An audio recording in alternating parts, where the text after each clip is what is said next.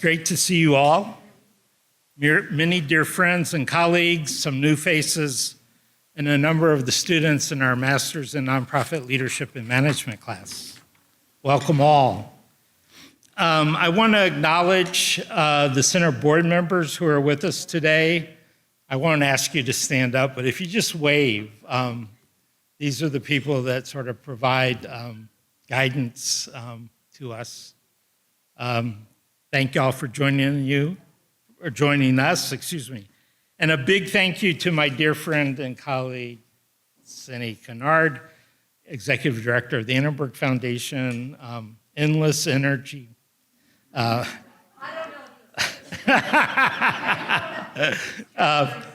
Who serves as our board chair, and we couldn't do it without you.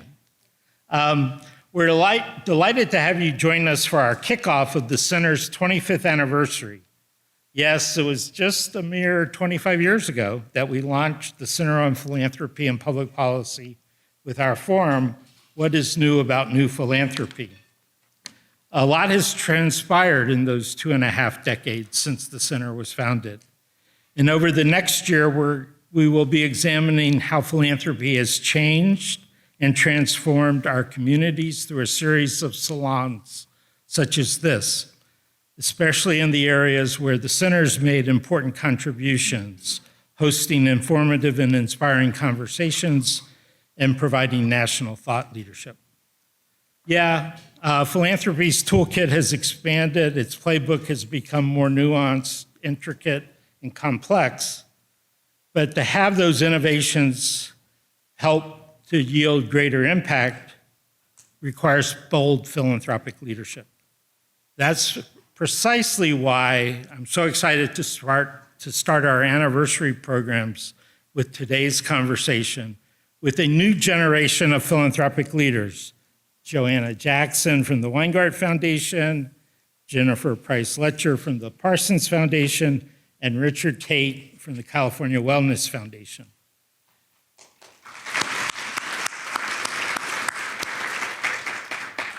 And we are fortunate to have Grant Oliphant moderates today's panel. While Grant is new to Southern California, San Diego specifically, having arrived in 2020 as president of the Conrad Prebys Foundation, he has blazed a bold trail over the years at the Heinz Endowments and the Pittsburgh Foundation, and he's been a national leader in philanthropy, serving as chair of the Communications Network and the Center for Effective Philanthropy. So we have a lot to look forward to today. In the meantime, I want you to enjoy your lunch, and we will resume the program with Conrad shortly after that. I can't start that, though, before I recognize what our beloved city has been through for almost 2 weeks now. Is it over 2 weeks? I've lost track, frankly, since January 7th. But first of all, to all of us in this room that are on the front lines of this, we do this not only as a job, but as a labor of love, because we all care so much about this city. And I don't know about everybody else, but I get up every day and just pray and say, please, no more. We've had enough for a while. So just turning our good thoughts toward a safe but hasty return to some sort of normalcy for our citizens that have suffered so much through this tragedy. And I said a little earlier in a meeting, I think also for our leadership, whether you agree with them or not, or he's right and she's wrong, or whatever it is, they need us right now. They need all of us in different kinds of ways. But, we need to sort of put that to the side and say, we're with you, Madam Mayor, we're with you, supervisors, we're with you, whoever, the district, whatever. Let's just all find time for empathy as we're going through this and imagining what their jobs may be like right now, too. So off we go. Yes, thank you. The other thing I have to mention, just because I see my colleague Garen Riley here from the Broad Foundation, is why are we in this building? So for those of you who haven't been here before, this was, as of about 5 years ago, I think, a little more than that, a parking lot. And the Wilshire Boulevard Temple wanted to develop a community space for some of the wonderful things that this temple does for its members, and also really in many ways to be able to have the public enjoy it as well. So our friends at the Broad Foundation, Garen's not gonna brag about herself, but I am, ran a architectural competition and were able to interest Rem Koolhaus and his team into designing this spectacular Audrey Ermis pavilion that we're all sitting in right now. And the reason the Annenberg Foundation is involved in this building up on the 3rd floor that I just got to take my friend Judy Belk upstairs to see is we actually have what we think is a cutting edge aging and longevity center upstairs that frankly everybody with the numbers, we all know there's more people alive now over 60 than there are under 18. And that is a true marker in the history of our country. And we can't even keep up with the number of people that are upstairs every day. Its capacity, it's only 7,000 square feet, and there's only room for about 225 people per the fire marshal. And we listen to that more these days than ever. But honestly, we cannot keep up with the amount of people that want to be there every day for fitness classes, wellness classes, all kinds of classes that are going on up there, culture. The only other thing I want to say about that space is if you want to feel good about Los Angeles and our ability as a diverse, the most diverse community in this country, go upstairs and see the members, ethnicities working together, demographics working together. It'll warm your heart.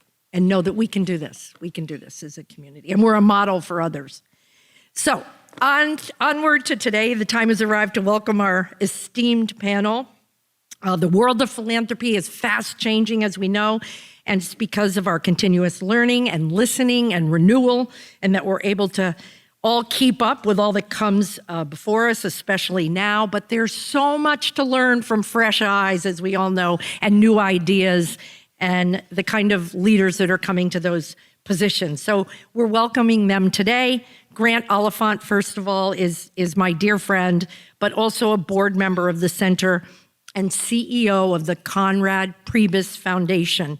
He joined Prebys in March of 2022, so not so long ago, to steer that San Diego foundation that is deeply rooted in its community and focused on the arts, on health, on youth development, and the renewal of that city. And how great is it to know that he is down there building San Diego as a philanthropic center. We are so glad you're there, and we really look forward to welcoming him here today. He also served as the president of the Pittsburgh Foundation, growing its assets and reshaping community philanthropy, an advocate for effective giving. He's respected across our field, across our nation, and hosts a podcast and writes and speaks on philanthropy. Brings a broad worldview and has also worked in advertising, politics, media, and authored the novel Ring of Years. He and his wife, Aradhna, who is the Chief Operations and Strategy Officer at the Wallace Annenberg Legacy Foundation, lucky me, they live in Carlsbad in northern San Diego. So welcome to Grant, who's going to be our moderator today. Then I'm so thrilled to introduce Joanna Jackson, who has over 25 years of experience in the nonprofit, philanthropic, and public sectors. She joined the Weingart Foundation in 2008 and became president and CEO on June 7th, 2024. And I know I speak for all of us in this room. Boy, were we cheering for her to get that job, right, everybody? Previously, Joanna held roles at the U.S. Fund for UNICEF, the California Endowment, the City of San Jose, and Joanna serves on the boards of the Southern California Grantmakers and Grantmakers for Effective Organizations, originally from that big city back east called New York. She lives in Los Angeles with her husband and children. Richard Tate, president and CEO of the California Wellness Foundation, overseeing its $1 billion in assets and directing grants to promote health equity, justice, and advocacy for marginalized communities. Richard is a member of the LGBTQ community and a man of color, and brings his lived experience to his leadership, championing diversity, equity, and inclusion. He joined Cal Wellness in 2016, leading public affairs and digital communications, and was appointed executive vice president in 2020. Richard has driven key initiatives, including the Hope and Heal Fund for Gun Violence Prevention. Prior to Cal Wellness, he held leadership roles at Hope Lab and Chiron Corporation. And finally, last but certainly not least, Jennifer Price-Letscher, who is the president and CEO of the Ralph M. Parsons Foundation. She joined the foundation in 2011, bringing extensive experience in the nonprofit and philanthropic leadership, including roles at Sterling Dorman and the Whitecap Foundations. She has worked across arts, education, the environment, and youth development, and served on several boards, including the West Side Neighborhood School, Seed School LA, and Southern California Grantmakers. Come on up, these wonderful new leaders, and off you go. So one day you wake up and realize you're hosting a conversation with new generation leaders in philanthropy. You're so excited. And then you realize you're on the wrong side of that divide. And how did that happen? It's a joy to be here with the three of you and to share this conversation with everyone who's here. I had the opportunity I've gotten to know at least two of you just through meeting over work for a period of years. And Joanna and I just connected recently. But the advanced conversations that we had really underscored why a conversation like this matters. And for me, why it's touching to be able to have that conversation with the three of you. So we're going to frame this around three broad areas of interest. One is just how did they get here and why? What is it that made them want to take these jobs and that they find so compelling about them? The second is what is happening in LA at the moment with the fires and the gathering of philanthropy around immediate pressing issues that is helping define their leadership mission.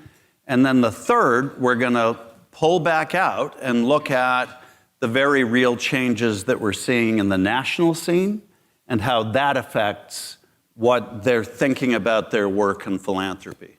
So we have a lot to cover and not a lot of time to do it.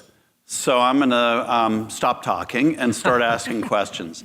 I would just love for each of the three of you to say a little bit about how you got here and why moving into a leadership role in your institution felt important right now. So Joanna, why don't we start with you? You're the one who had stepped away from the organization and had a chance to come in and take a leadership role. Why? Oh, that was Richard. That was Richard. I don't know. No, but that's okay. We'll tell the story. I'll still ask Joanna the question. I'll still ask Joanna the question. Joanna, would you just talk a little bit about why this move felt interesting for you? Absolutely. And first, I just want to say thank you to Jim, to the center for inviting me to even be a part of this conversation with colleagues that I respect and really admire. It's a pleasure to be on the stage with you and actually with an audience of folks whose leadership, mentorship, friendship, I have long admired. So it's wonderful to be here and looking forward to this conversation. So why stepping into the role of president and CEO of the Weingart Foundation, a foundation that I have been in now for actually 16 years. And for me, it is, I would say, a result of a career that has been always guided by values that I have held deeply. Honestly, I probably didn't know from childhood, but when I look back on my life as a young girl, yes, in New York, where my earliest memories are, marching for childcare, with my family and my community, all the way up through my first job at a small arts organization in Oakland, nonprofit organization, through my first job in philanthropy, which was the California Endowment, when I first arrived in Los Angeles in 2002. The through line, because of my lived experience, because of my family, who I come from generations of activists, organizers, has always been about addressing inequities that I experienced, right, as a Black woman, as a Black child, and also part of the conversations, right, that were held at my kitchen table with my family, that it was our responsibility really to continue to push for the multiracial democracy that we often talk about here, to make sure that everyone truly has the ability to thrive in this country. So, I come to the Weingart Foundation in 2008 with a mission to really serve communities that are most disadvantaged in Southern California. And I've had the privilege of being at this foundation for 16 years, very much, a learning orientation. I came in under the leadership of Fred Alley, who led the foundation for many years. Always listening, right? That it was listening to community. How do we remain relevant to the needs of our community? And so I have had the opportunity to grow and learn as that mission was pushed forward to, a pivotal point in 2016 that I know a lot of people in this room remember. That was a full commitment to advancing equity. That kind of constant evolution to,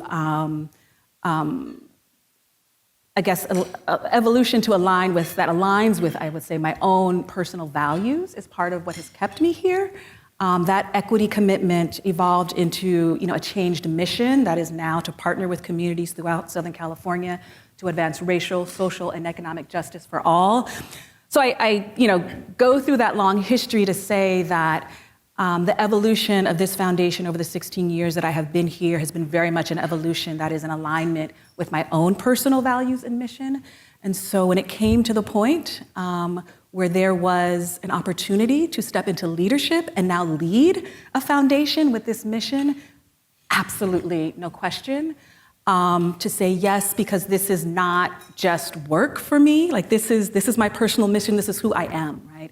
This is work that if it wasn't here, I would do somewhere else. But if I have the opportunity to do it in an organization filled with people that I have grown to love and respect, I have a lot of long tenured staff with a board that supported me in stepping into this role, leaders in this community that I respect. There was no way I could say no, and the opportunity, philanthropy is such a unique and privileged, and I will say private philanthropy in particular, unique and privileged place. A lot of flexibility that we have in philanthropy. We don't raise money. We're not elected. I want to lean into that. And I know we're going to get into this conversation about this moment that we're in. But even before the fires, as a foundation that's committed to racial justice, I feel like we are already, putting out fires in our work.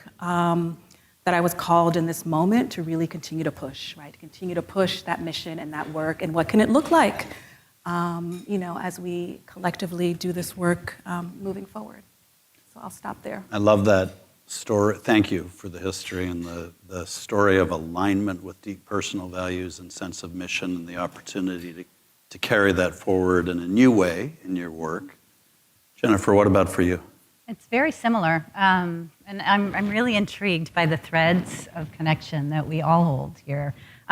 Also, as Joanna said, thank you to this incredible room for hosting. Thank you, Jim, and thanks, Grant, for serving as our panel lead. You are also a new CEO in your role, really. Thank you for finding a reason for me to be here. It's similar and not similar, really. None of us, you've heard this a million times, we don't wake up saying, I want to be in philanthropy as a grown-up, right? I didn't know this was a field. But I did grow up in a home where these values that we hold dear at Parsons Foundation align with my personal values as well. I have a different background from Joanna, West Coast, Pacific Northwest raised. My mother grew up in what might now be called kin care. And my father, my stepfather, I can explain after class, grew up on a reservation as a member of the Quinault Nation and Chinook Nation. And the two of them, I'm sixth in a long line of siblings that span 22 years. I'm the baby after the fact. They were children of the Depression, my parents. And so to know the struggles that they had individually and to hear the kitchen table conversations about the ways in which we needed to step up and do something, to know the experience of arts and culture as part of, as a protective factor, really, in our family. And to see that but for opportunity, they might not have ever made it out of their rural Washington childhoods. So I lean on them for the values that they instilled in me about stepping up and pushing forward and really working within community to ensure that everyone has the opportunity to thrive. And, we've been revisiting our mission at Parsons Foundation as well. I think you'll hear a theme there as well. It's not terribly different. I was hired with a mandate of, I should step back, actually. How did I come here? I started out in the music business for a hot second, ran screaming to the nonprofit sector, also worked in a small arts organization. And my journey was really one of arts and culture and youth development from the inside of service delivery. I'm a poet, I'm a musician, I'm a sax player, so these things are just part of who I am and what I bring to the work. The whole saxophone, organizational development. We're doing a talent show next. We can go there. But what I'll say is at Parsons Foundation, I was hired with a mandate of evolution, not revolution. And I'm looking at my predecessor over here, Wendy Guerin. You should be really proud of that because what we built together, they wanted to maintain, right? And what I'll say about that is that evolution happens, or revolution happens, in evolutionary or incremental steps, right? And then I'll stop, but I was just introduced to this concept, or reintroduced. In evolutionary biology, there's something called punctuated equilibrium, right? And I won't get into cichlids and ways in which we've evolved, or the Cambrian revolution, but it's a term of art borrowed from evolutionary biology that talks about the fact that there are long periods of stasis, and then something radical happens and we push forward in new and exciting ways. And if you think about, let's say before COVID, we had meetings. Maybe we had a teleconference. We drove across town for 45 minutes or an hour and a half to come together.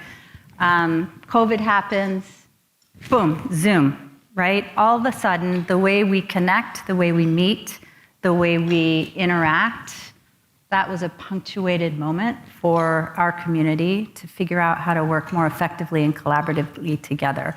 So I'll say that ties back to Parsons in that I think as leaders, and all of us in this room, we need to be ready for those moments where where the equilibrium, if you will, gets punctuated and we can push things forward. And we're at that moment right now collectively in this community. So with that, I'll turn it over to you. Richard, what about you? I'm a poet too. I don't think I knew that about you.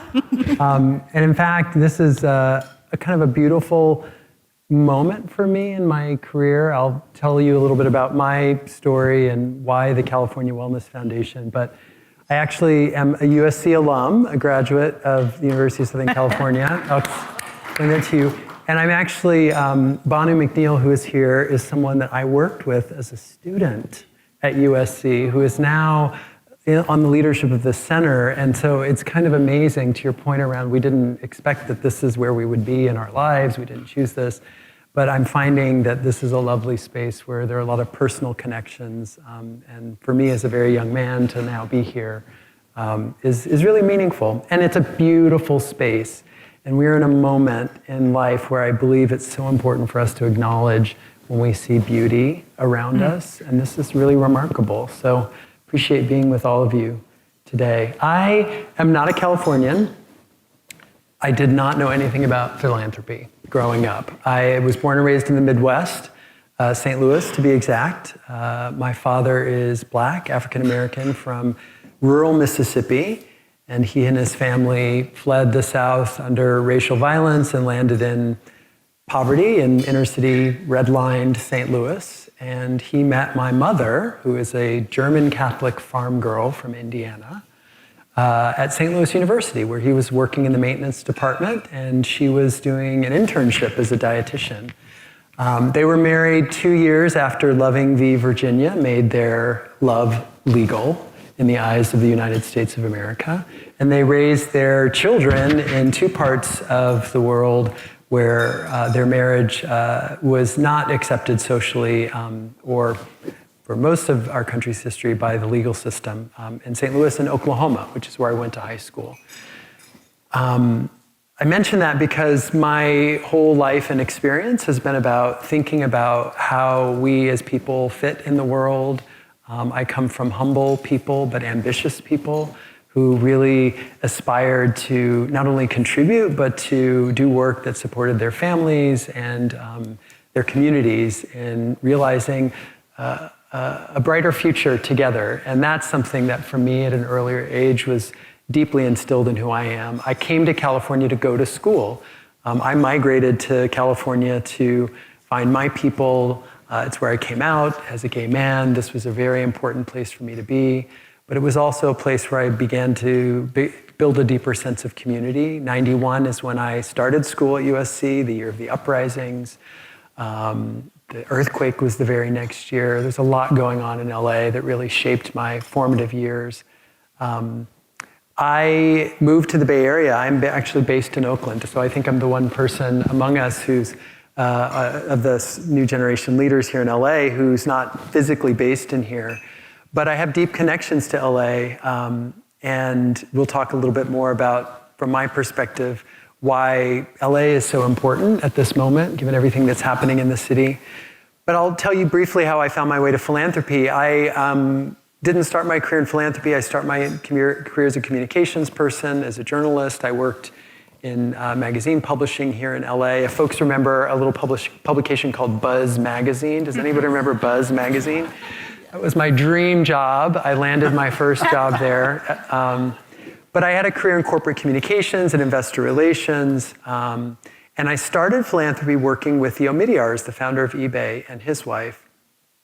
I chose this job at the California Wellness Foundation because having experienced communications work and the power of media and having platforms and an influence in the world, having worked with the Omidyars at a very particular part of philanthropy, high net worth donor individuals who were moving big money to change the world, when I came across the California Wellness Foundation, a large private independent foundation run by a Black woman who had a vision for what philanthropy could be, and we're fortunate to have her in the room today, Judy Belk, my predecessor. When I came across the California Wellness Foundation, I found a foundation that was working at an intersection. And again, as a person who holds multiple identities, this intersection of work between health and wellness and racial and social justice was deeply resonant for me. And Judy had a vision when I joined the foundation that we were going to not just be a grant-making institution, but a social change philanthropy. That the time was right for us as a sector and for my foundation in particular to be thinking differently about how foundation philanthropy works. And to be using all the levers of change available to us, not just grant-making dollars, but our endowment assets, using different capital tools, program-related investments, loans, guarantees, using our voice and our influence, connecting to my communications work. This vision of social change philanthropy was something that really excited me. And like Joanna, like Jennifer, I was hired into this job. I chose this job because I'd been part of building something for 10 years. Judy and I worked together to really begin to reshape the work of the foundation. And so why the California Wellness Foundation.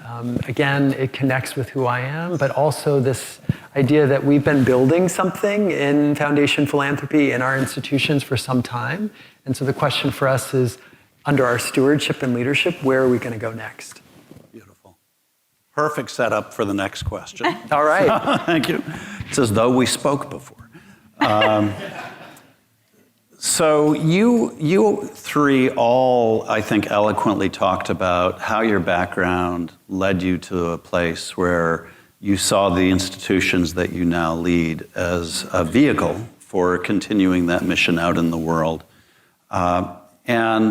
And yet you're challenged by the fact that you are also insiders who had a perspective of how the organization funds, and I mean works.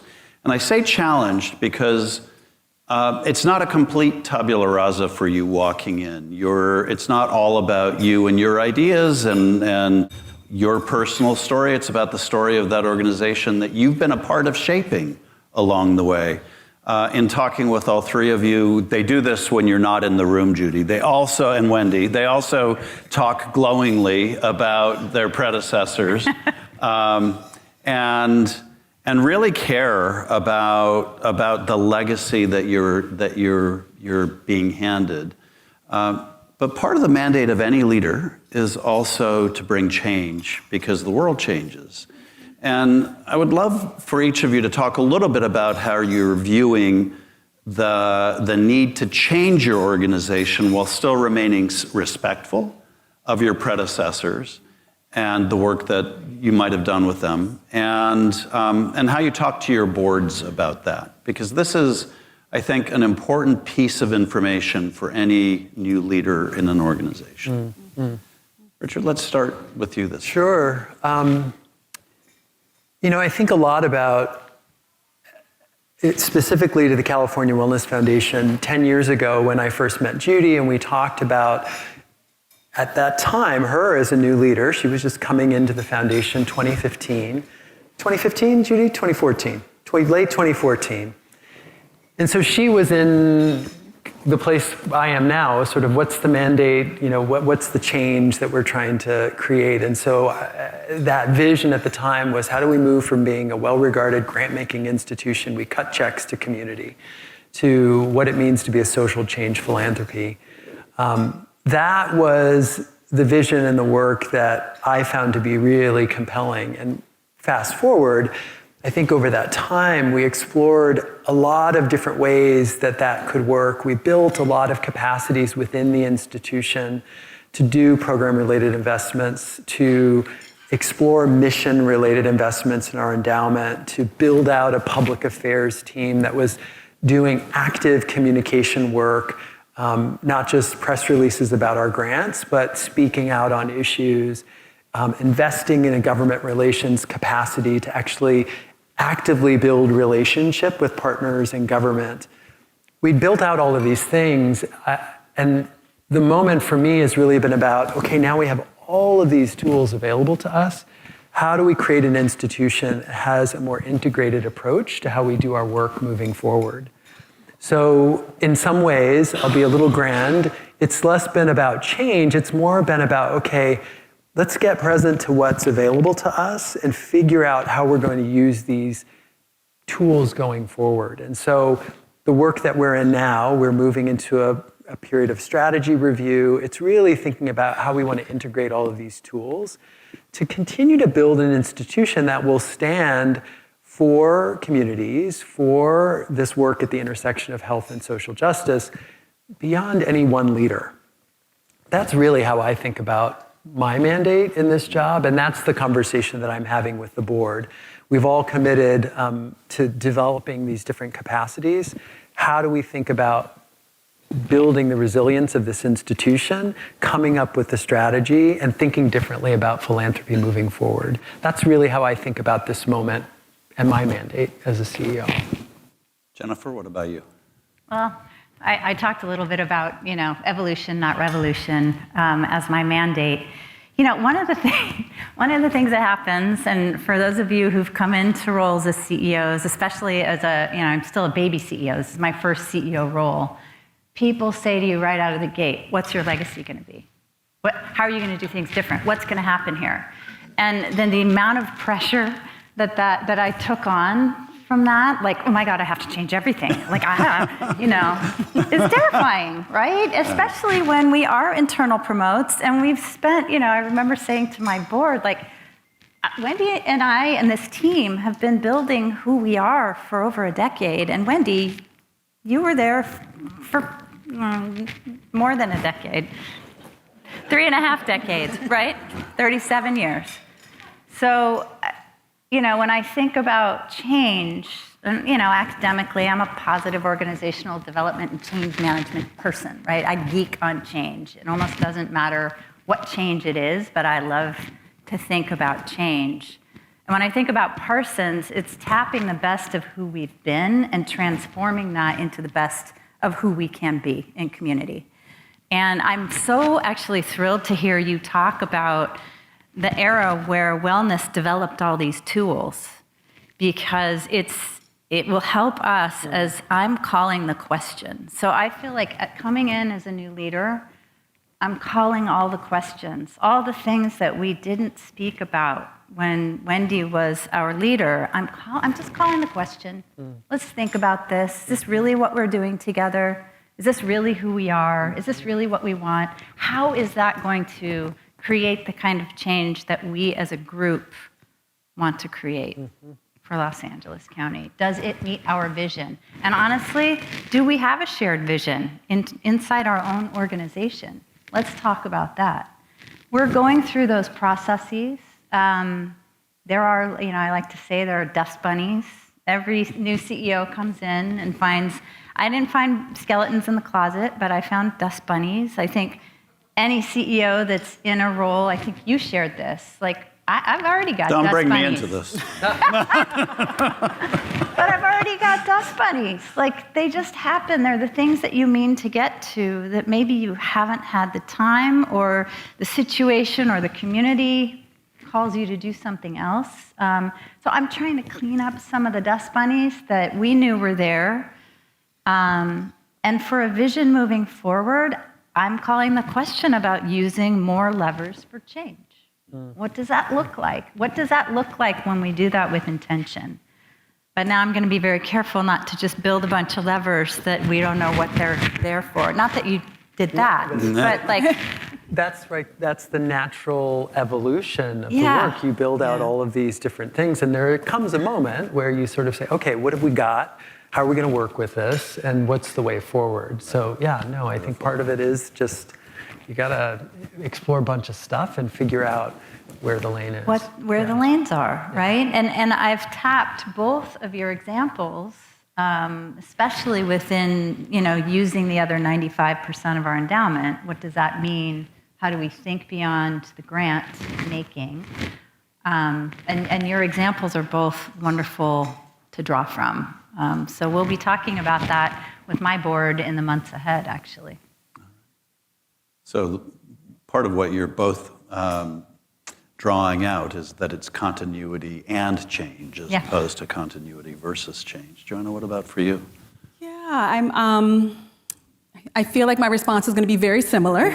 And maybe there's, it's for a reason, right? We were all internal promotes for that reason, right? That is really more about evolution and deepening, understanding the levers that we have, right, within, but knowing that we're in a position to continue to push that forward. And I think, if you're in a foundation that is truly a learning space, that has always been an evolutionary space, it's not that daunting, to think about, okay, now I have to bring about change, because that's the work that we do.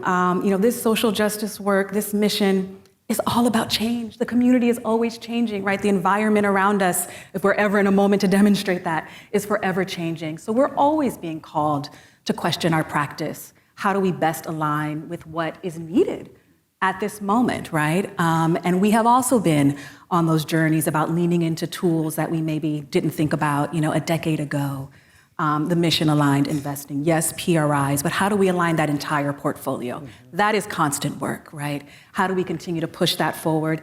And what's the evolution in that space that we need to explore, right? And so very much wanting to lean into that. And what are other tools that we think are valuable, right, that our community partners are asking us to use that maybe we haven't used? Tools around convening. We've talked about the importance of this building, being in spaces like this, to have the kind of conversations maybe that we haven't always had together, in the company of other philanthropic partners, but also our community partners. So how are we leaning into tools around convening and narrative change and communications? We have a voice. Our communities ask us, how are we standing up and demonstrating our values and speaking up for the values that they so courageously do? So, leaning into those tools that we know are out there that we could learn from others, and how we can deepen that alignment to continue to be responsive to this very moment. So for me, it's exciting. I don't see as much the challenge or the contradiction between, what I helped build and what is next, because that's always been the role and the work. How do I, and really, I honestly feel like in every position I've had, it's how do we continue to align the practice, the work, with what it is we're trying to achieve. And that work is, it's not done, right? And after I move on, someone else will be moving into this role, and the world will look different than it does today, and they'll be challenged with the same thing. And so, it's that constant evolution. And at this moment in time, I think a lot of opportunity, similar to Jen, what you do. I don't feel like it's challenging, and I think the board, very much asked for this, also to assess, So what have we been doing that, works really well, that we want to keep doing? What might we want to put aside? And what are the things that are new? So that's one of the benefit of a new leader. I think whether you're within or coming from the outside, you still get to call those questions, right? And so very much in that moment now, and I think a moment to really think deeply about strategy and levers at this moment in particular. I have to say, listening to the three of you, I would say as representatives of new leaders in philanthropy, it's such an exciting model or example that you're giving, because what I'm hearing in every word that you're sharing is a tremendous amount of humility, willingness to learn, eagerness to build evolutionarily. At the same time, an incredible determination around vision and a willingness to lean into the hard aspects of change. So thank you for that.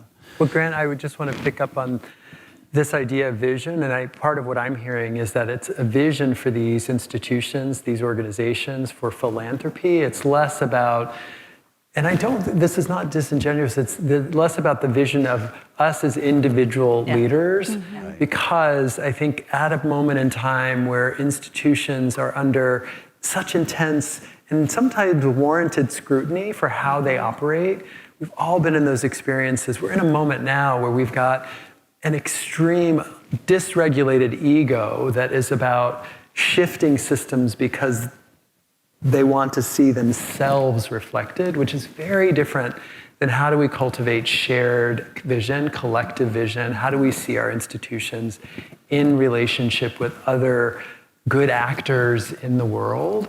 And how do we then harness the work that we're doing toward that end? And it's why this sort of what's your vision is so disorienting to leaders who do think about, it's not just about me. There's so much more here. If it were just about me, we're never going to get to where we need to go. That's not it's not a shirking of responsibility, but it's an acknowledgement that we got to be activating a lot more than ourselves in order to get to where we need to go. Yeah. It's a profound point, and what you're calling out is a completely different model of leadership than maybe the one that is on display with what you call the dysregulated ego. And we'll get to that. That will be the last part of the conversation. But it comes to play also in the second piece of this, and we should transition to that now, around how you work as new leaders in the context of LA.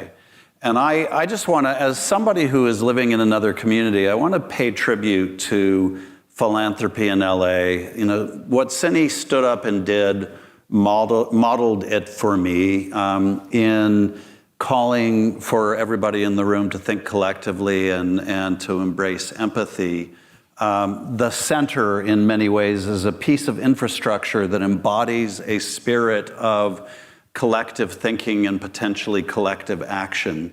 And what I have seen, having come from a community that had elements of that, to a community where philanthropy is still incredibly new and still in formation, to come to LA and see a gathering like this that is interested in learning from each other about how philanthropy can grow and continue to do better is an extraordinary thing. And you should actually take a moment to internalize what a gift that is for a community, because it's an extraordinarily rare thing, I think, in this field.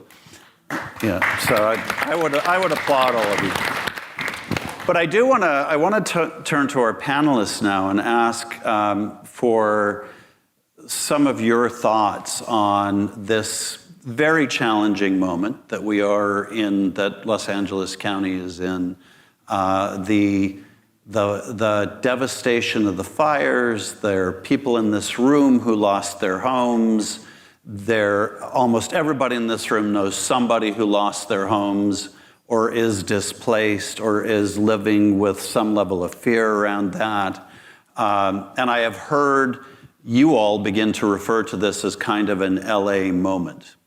And I would like you to say how you nest your leadership now in this LA moment and how it's changing your view of leadership in the philanthropic sector.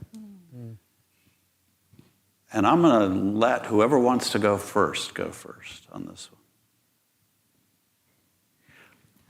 I'll start. All right. Thank God I was going to have to call on. Because I just want to go back to something that I shared before. So I think of the organizations represented on the panel and the leaders here, I'm leading a statewide foundation. So Los Angeles is very important to California, and this is one of those moments where in my work over the last 10 years, we've talked a lot about what's our mission, how do we achieve our mission as a statewide foundation, and balance the fact that there is, this is the most populous part of the state, there's a lot of attention and resources that are concentrated here, but there are so many needs across California, particularly for organizations and institutions that are committed to equity, racial equity, and justice. There's a lot of need. And yet, in this moment, here we are in LA, where the world has once again shifted the spotlight to what's happening in this community, where we have individuals, leaders who have the attention of billions of people that really allow us to think about how we take what has been a horrifically devastating, tragic moment and really think about what this means for us collectively and how we move forward. And so it's under that spotlight that LA again becomes a place and an opportunity for us to think in a moment of extreme disruption, how do we begin to rebuild and rethink the communities that we want in the future? And so though I sit a lot in my organization thinking about the state, here's another moment where I see real need and opportunity in LA to model a way forward in spite of the devastation that folks are navigating in this part of the state. I also find for me, this is an opportunity for me as a CEO who's not living in LA to really reach out and connect with my colleagues who are living in the city, who are in many ways taking leadership, which I'm sure we'll hear about, to really think about recovery and rebuilding in a different way. And what's the role for me and my institution in being a support and bolstering that work in meaningful ways? What part of this can we carry or be collaborators in? And where are the ways in which we can support the people who are leading? So that's a little bit for me in terms of how I think about what's happening in LA. And I've watched, I see Jennifer and Joanna, who I know you had a really busy weekend, Joanna, about the fires and getting people organized to think about what's next. Yeah, thank you, Richard. And this is, what a moment to be, stepping into leadership in this city. There are a couple of things that ground me in this moment and that give me hope in this moment. One is history, right? LA has burned before, right? And many people, you spoke to it, Richard, were here when that happened. There are lessons to be learned from that. This is a very different kind of phenomena that is happening now in very different kinds of communities. And I think there's opportunity in that, in how we respond, in recognizing that, these fires are not bound by, any economic, strata, race, anything, right? It is across this city. So I think there's opportunity there to think about a collective response in a different kind of way and how we respond to communities in an equitable way, right? It kind of puts it squarely in front of you as we think about what it means to rebuild communities at this point in time. But the other thing, that has been put in place, we've had COVID, crises, whether it's global, specific to this city, where philanthropy has come together. And there are models for that. And I am fortunate to be able to step into the center and a table that, has been literally, and we have been on calls weekly to talk about how philanthropy can step in at this moment and support communities. And so, the ability to have, hopefully at some point in the midst of right now, what may feel like a lot is happening and going on, to strategize together and to really think about, for me in particular, how we center what would be an equitable and sustainable recovery for Los Angeles at this point in time. That means, listening deeply at this point in time for me to communities that have been impacted, right? And recognizing that loss of home, of business, of employment, community is devastating. It is devastating no matter where you are. And also recognizing, and that, is devastating to everyone equally, right? But the capacity to recover from that is not equitable at all. And we need to keep that center in how we think about what resources are needed and how we galvanize and organize resources to ensure that an equitable recovery is possible. And so my hope in this moment is that, and I have heard this, but it is my constant call and cry to keep that center. And as we think about, as we bring resources together to bear, how we build, historic communities that do not have resource, right? Communities like in Altadena, historic, a very diverse community, but also historic Black community, where we know folks are not gonna have the level of resource accessible to them to rebuild what was lost. That we keep those kinds of stories and those folks and those communities centered. Again, every community needs to be rebuilt, but how do we do it, the other piece, in a way that is sustainable? And the really difficult conversation to have, and what I hope philanthropy can do, is hold space for those hard conversations around what should rebuilding actually look like in the midst of climate change. What is sustainable development in the midst of a city where we do not have enough affordable housing, right? What does sustainable development really look like? And where is the space to have that conversation while the trains are moving quickly? We just had a conversation about that before we came up on the stage. It's hard, right? It is hard when people have lost everything. But I think this is what philanthropy can do, again, because we can, right? Because we can hold that space, because we have the ability to convene across sector and have the hard conversations that ultimately are in service of the kind of equitable and just Los Angeles we've all been working for anyway, right? These moments have the ability to really shift the landscape quite considerably. We want to stay on track and building the kind of equitable Los Angeles we know that we can have. And that takes some intentionality around calling these really hard questions and creating the space to have that conversation. And so I hope that is what we can move into doing while we're also meeting the incredible immediate needs that folks have at this very moment, just for their day-to-day lives. So finding that balance between the immediate charitable impulse and the longer term tough questions that philanthropy is uniquely positioned to help ask and answer. Jennifer, what about?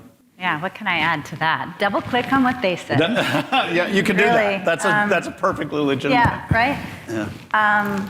I'll only add, 3 weeks ago we were talking about, and I'm looking at you, Renata, like a convening at Destination Crenshaw, and our role was to talk about major global sporting events, and arts and cultural Olympiad, and what it means to build a shiny or, shine up and make LA look great for the world, but then be here for Angelinos beyond, right? And so we were thinking about those things. We were thinking about immigration. We were thinking about all the things that we need to continue to think about. For us at Parsons, thinking about children and families and transition-aged youth, in particular, those who are systems impacted, inflow into homelessness, and how can we at Parsons Foundation put a dent on that? Well, if we can keep the 2 and 4 who are coming out of foster care from becoming homeless in the first place,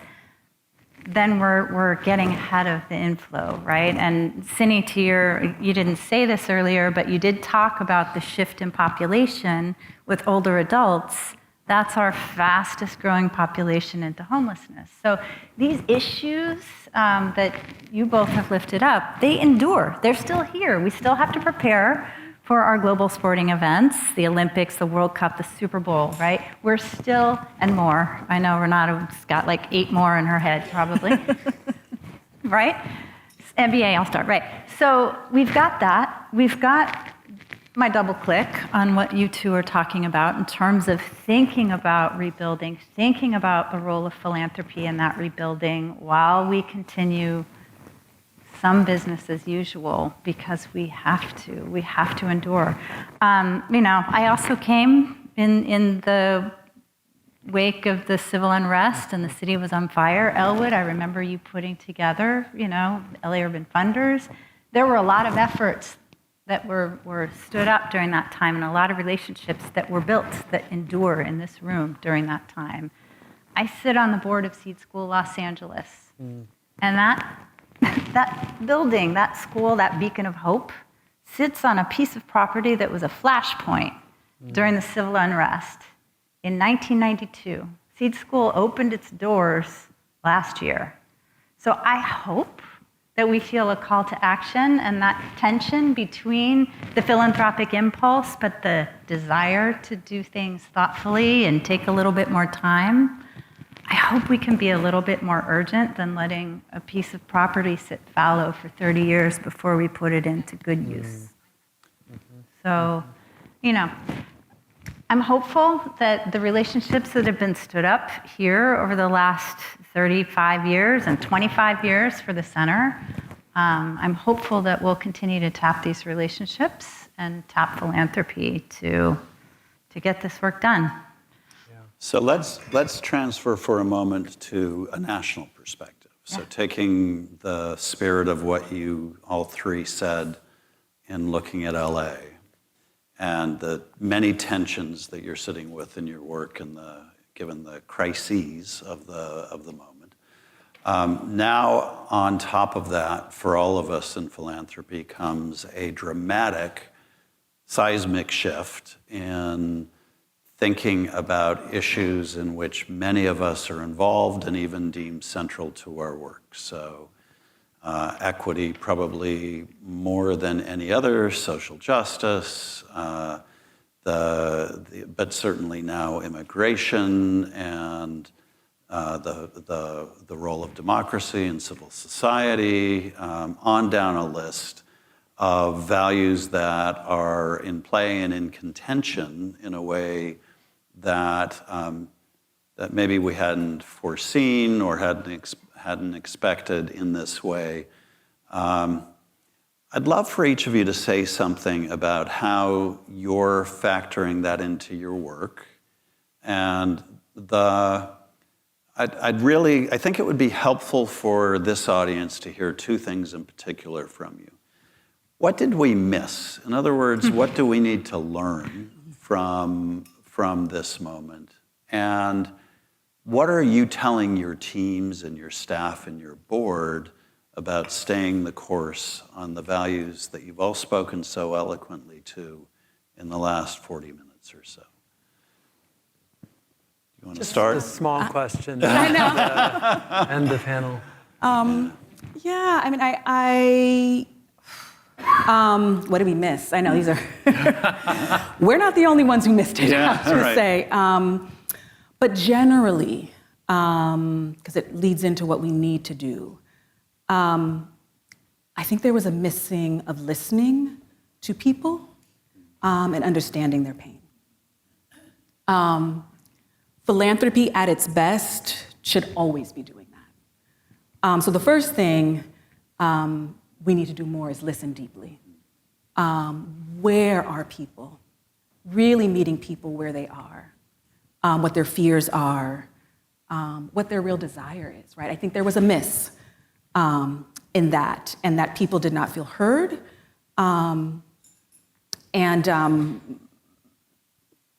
Listening in this moment is deeply important.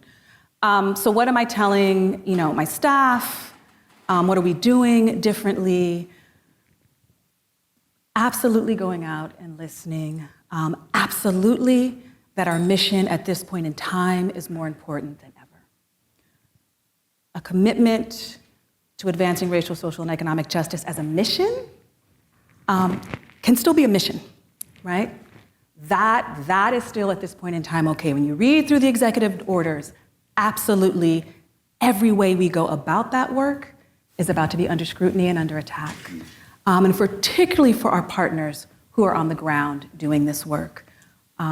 Everything from our partners who are protecting, working with immigrant communities who right now are having to pivot and think about plans, for children who, could come home and not have their parents be there, right?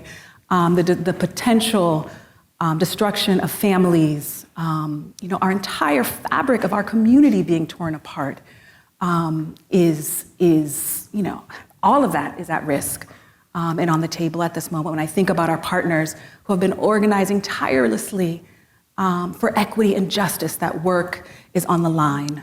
And for those who receive federal dollars, their liability is literally at risk, right? Figuring out, can I do my work? Will our organization be here for the foreseeable future? Because again, and I know I said this earlier, in philanthropy, we do sit in a privileged place, right? We're not a recipient of federal dollars. We're not electeds at this point in time. I feel like it is my responsibility, mandate to stand with those folks who are about to lose everything.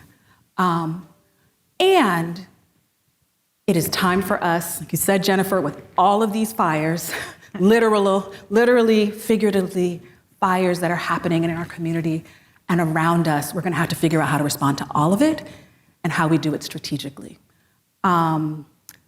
Absolutely, always, we are, believe in trust-based philanthropy, lead with trust, lead with listening, believe in expertise in those folks who are on the ground, but it is time for all of us to be incredibly strategic. Again, those of us who are in the work of equity and justice, how we continue to move this work forward in the face of what we know will be very direct attacks.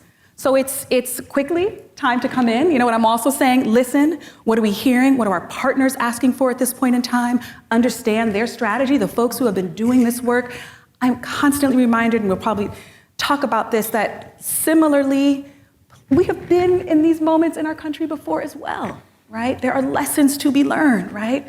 We incarcerated Japanese citizens in this country, right? We had legal segregation in this country. People who are alive to witness this. This is not old history, although it is not lost on me, even for myself, that I am just 3 generations away. My great-grandmother was actually born enslaved.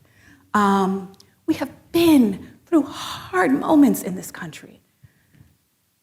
So we are here again, and we find ways to continue to organize, and it is people and it is movements that have constantly pushed us forward through those moments, right? So how are we aligning?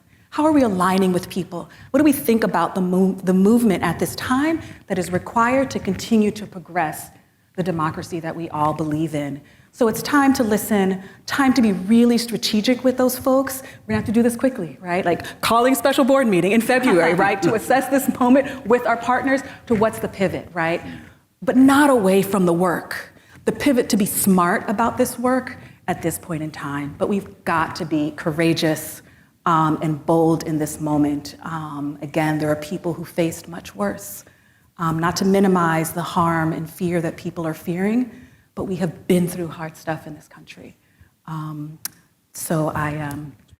Thank you. Thank you. Yeah. Jennifer? How do I follow that? It's been said, I think it was William Gibson, the future is here, it's just unevenly distributed.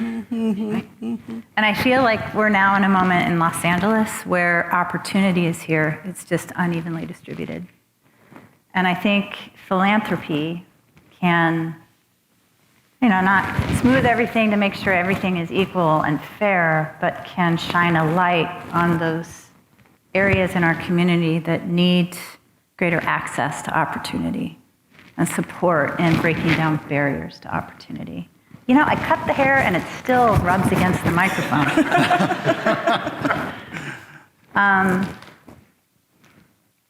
My board is a bipartisan board. We like to say that we function in a healthy way if Congress were functioning in a healthy way. They come to shared values that I think everyone in this room would espouse.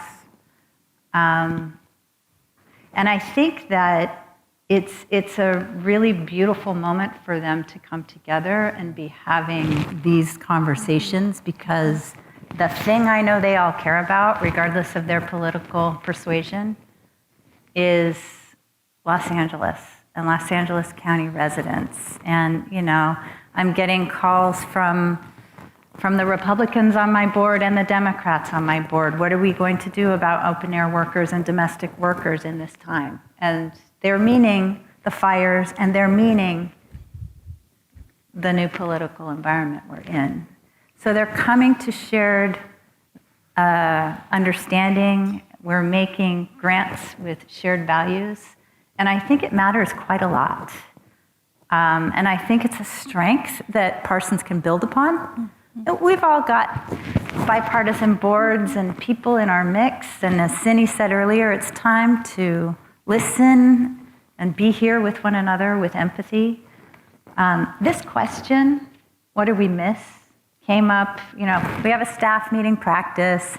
Some staff, one of our team leads the meeting, and each meeting starts with a question.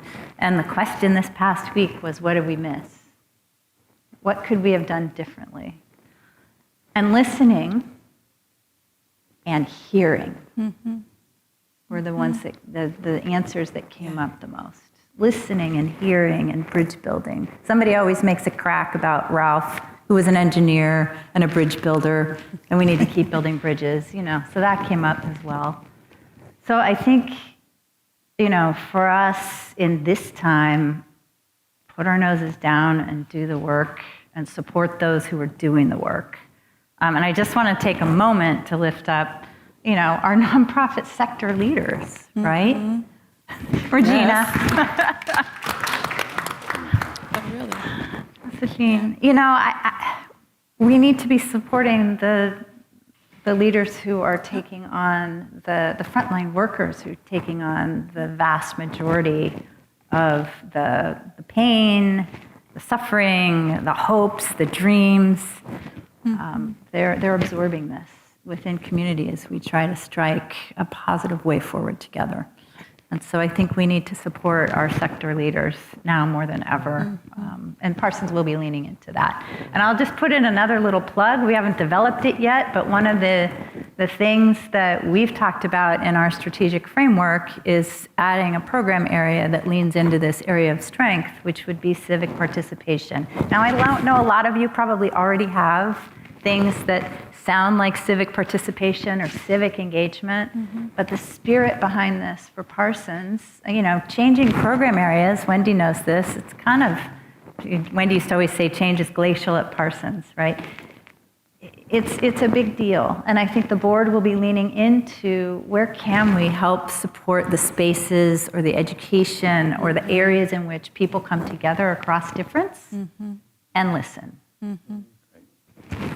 All right, Richard, we're about to get the hook, so I'm going to give you the last word before we wrap up. I'll try to be succinct, but I do have to say, Jennifer, I just really appreciate your transparency and sharing exactly where you're at in this moment at Parsons, at that level of sort of discernment around what way we move into. I think being willing to say that in a group of folks, acknowledging, that is an example of thinking differently about managing and leading institutions, because it's an invitation for all of the folks in this room to be in partnership, thought partnership with you, and a willingness to reach beyond the boardroom to make decisions about what your institution is about. And I admire that. Grant, I think, what did we miss? I just think this analysis of what really is troubling people deeply in this country. There's a line of poetry by John O'Donoghue, the Irish poet.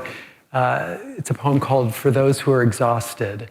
And it says something like, when you recognize that you have moved too far, too fast over false ground.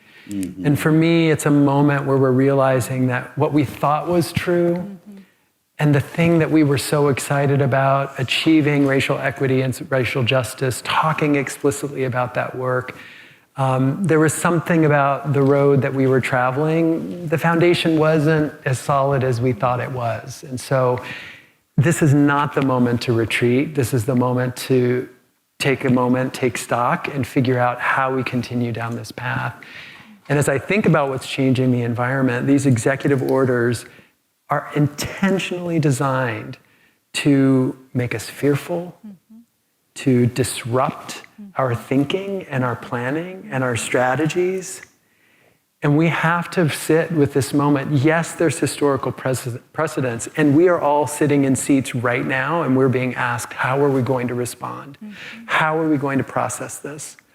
Last week, Richard Besser, the CEO of the Robert Wood Johnson Foundation, in the wake of the executive order around dismantling DEI efforts in the federal government, published a statement talking about the importance of continuing the work to center racism as one of the largest barrier to health and wellness in this country. The country's largest health foundation, white, cisgendered male CEO, talking about the need to continue to do this work. And I was amazed at how quiet the space had been in the face of all of that. 8 years ago, I think our energy was up, we were ready to resist, and we're being quiet. And I worry that part of it is fear, real fear. And I'll speak for myself. Suddenly, I'm a CEO who's going to be leading this foundation over the next 4 years. That's different than leading this foundation under the Obama administration and the rise of the ACA, all of those things that allowed us to build out a lot of interesting tools. So I think part of it for all of us is sitting in this moment and saying, how are we going to respond? Let's not lose our voice. And let's not lose the connection that we have in spaces like this to continue to do this work. Because the other thing, to bring it back to LA, the thing that we can be proud of and the thing that we can lead into is that there is an incredible community of philanthropic leaders that has been cultivated over decades, in part by USC, by individuals in this room, Cindy, Judy, Wendy. There are relationships that Joanna, Jennifer, and I are leaning into now between our institutions, but now among one another to say, how are you showing up in this moment? How can I support you? Because if they're coming after you or your grantees, I know that I'm in this work with you. And that's the part that I want us to all be paying attention to in this next period. How do we stay connected? How do we stay on task in terms of the vision that we set for ourselves? And how do we stay present to what's shifting around us? That doesn't mean changing our values and the vision for what we're moving toward, but it does mean that we have to rethink our strategies.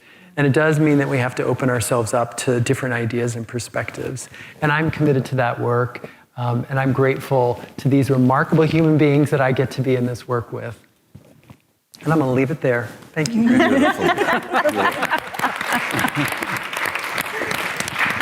So since we've been quoting poetry, Mary Oliver has a very succinct way of describing, or had a very succinct way of encapsulating, I think, some of what I heard, which was her advice was in life to pay attention, be astonished, actually learn from it, and then tell about it. And what I've heard from the three of you is that you are willing to pay attention and to be learners about what you're seeing, but also to tell about it in a brave and open way, which you've modeled here, to Richard's point. And I really want to thank the three of you.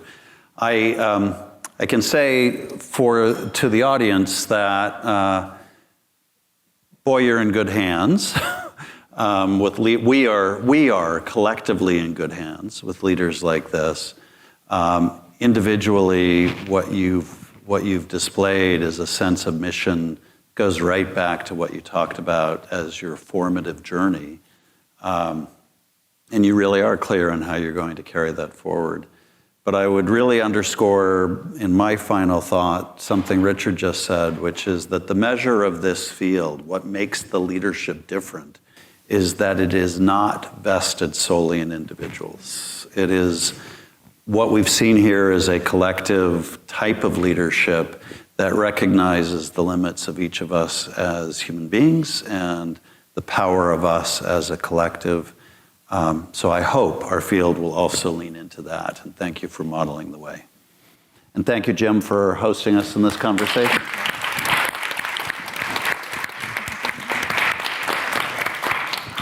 I just want to add my thanks to Joanna, Jennifer, and Richard for sharing your thoughts on your leadership, your journey, and your willingness to step into these roles, even if you had no idea there would be wildfire, and embracing it. It's sort of really important. And I think at this moment, and as we rebuild our communities down the road, to have that leadership. And I'm reminded of a lot of work about crises. And crises, out of crises can come new ideas, more innovative practices, but it's going to require risk-taking and bold leadership. And I think you give us a lot of reason for hope. So thank you. And thank you all for coming.